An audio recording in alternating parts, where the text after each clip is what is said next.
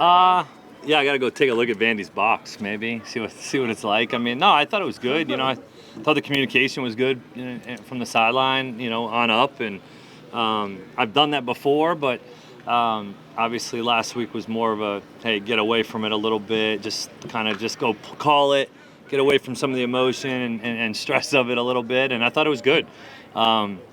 It was nice at times to be able to just kind of be away from it and just call the game and just kind of be away. So we'll see, but kind of expect to go back up. Did the film change your perception of anything that you thought? Not really. You had the fumble going in, right? Then we had the fumble over our heads to start the one drive, which puts you at 3rd and 22.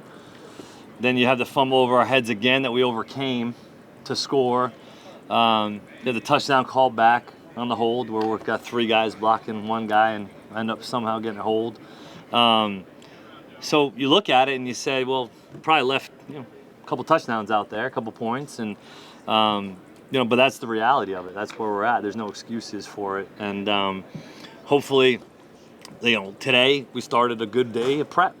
And you felt it from the guys, amp up the execution, the detail, the focus, and fundamentals and concentration to get this thing right. So it's not going to happen overnight.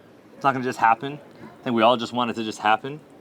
We all want touches. We all want carries. I want as many guys to be impacted by this game as possible. But on offensive football, it takes every single one executing in order for everybody to have success.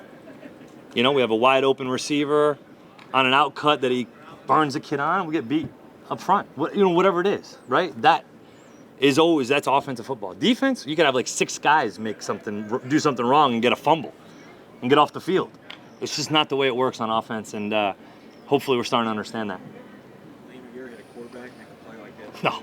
No, that was ridiculous. What do you say to him when he's Well, I'd love to just throw the hitch into the boundary that was, kind of open for a first down, but that's part of what makes him, he's made some great plays like that, on some 3rd downs where he's got guys crawling at his feet and he's made plays, and him and Ray have connected on a few of those kind of plays, honestly, in training camp. That wasn't the first time that that was the first time it was like that aggressively ridiculous, but they've connected on some of those kind of weird checkdowns that they've just found each other. They have a good football feel, and at the end of the day, those are just 2 guys making a play, and that is football, right? It's not always going to be perfect. It's not always going to be clean. Love to just take the free access throw into the boundary for the first down, but we didn't, and he made a play, and I'm really pleased that we have him at quarterback. Liam, Devin obviously went right back to Jordan after the fumble. Yeah. Made a really good play. Yep. Tough ending, but how do you make the way Jordan responded, and also just coming back from injury, you missed most of training camp? Yeah, just haven't seen Jordan too much, right? It's like the first kind of getting him back in the swing. Like I have not seen a ton of Jordan Dingle, and I have a lot of respect for him and what he did last year and the type of player that he's become. So I'm just anxious and eager to see him continue to build, keep getting better, keep putting good stuff on tape, minimize some of the negatives and some of the MAs, and good things will happen. I'm proud of him.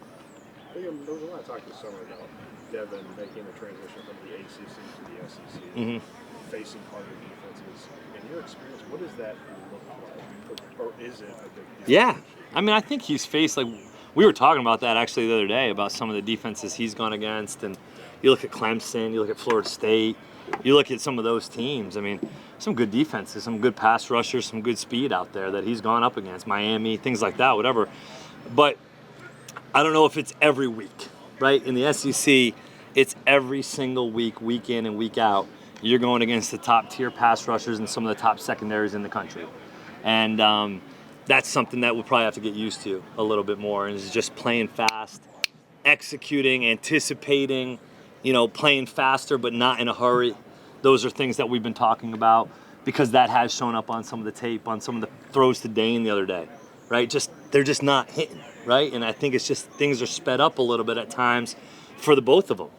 And we have to just settle in, calm down, execute. Like the interception we had the other day. That should have been routes on air. It's a 15-yard comeback, routes on air, one hitch timing, 15-yard route, turn your head around, catch ball.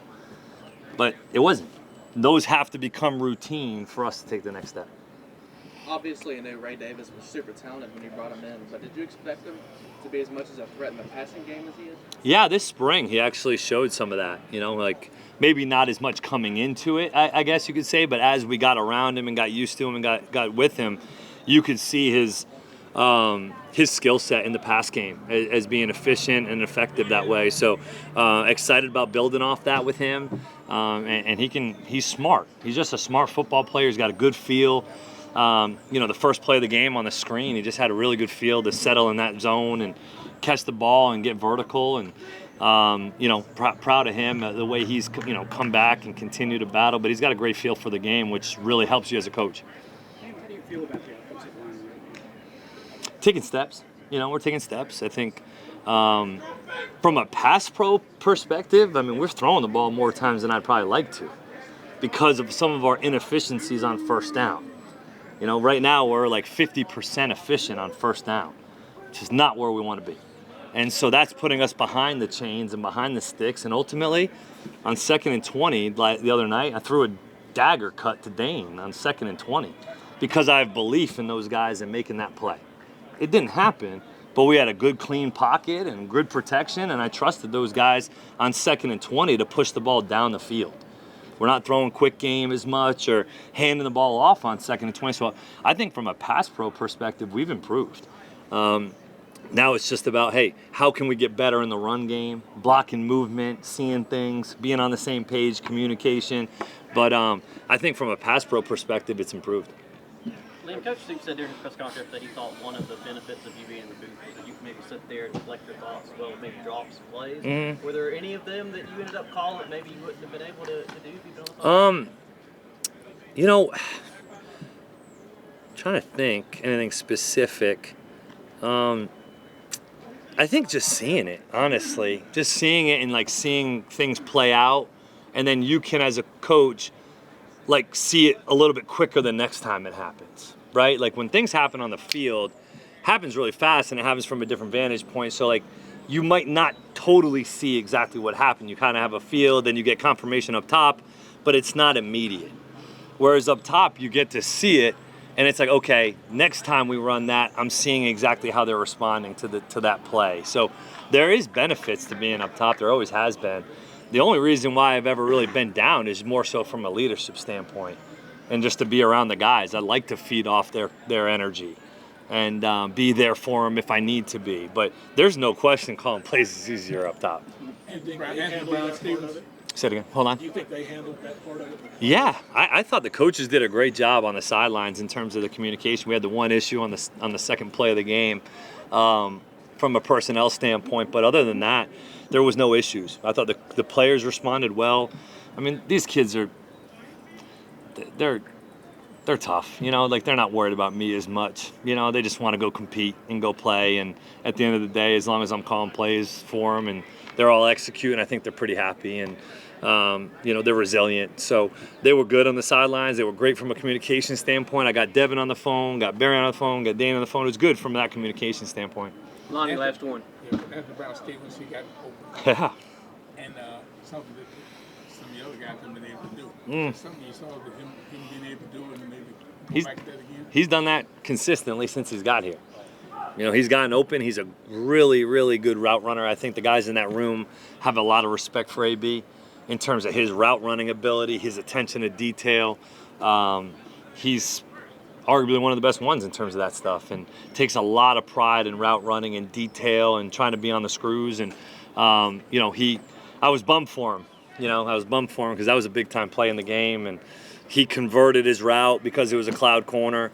He ends up in the right spot. Devin sees him, extends the play, and makes a good throw and catch. And we got three guys blocking one and get a hold. So it's kind of crazy. But, it was he'll continue to keep getting better and get his opportunities. Okay, folks, thank you very much. Thank you, guys.